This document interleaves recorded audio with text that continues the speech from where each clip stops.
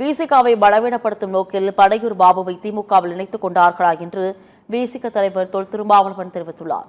தருமபுரியில் விசிக நிர்வாகி ஒருவரின் இல்ல திருமண விழாவில் திருமாவளவன் கலந்து கொண்டார். விழாவில் பேசிய அவர், தான் ஒருபோதும் கட்சியிலிருந்து யாரையும் வெளியேற்ற வேண்டும் என்று எண்ணியதில்லை என்று கூறினார்.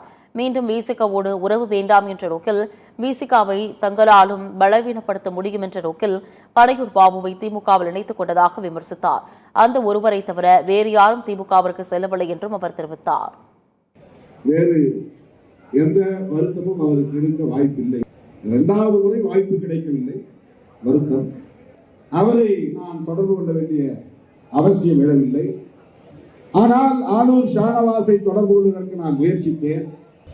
விடுதலை சிறுத்தைகளை பலவீனப்படுத்துவதற்கும் எங்களால் முடியும் என்று ஒரு நிலைப்பாட்டை நீண்ட நெடிய பாரம்பரியம் உள்ள ஒரு இயக்கம் எடுத்த போதுதான் எங்கோ முன்குத்தியலை போன்ற ஒரு வழி.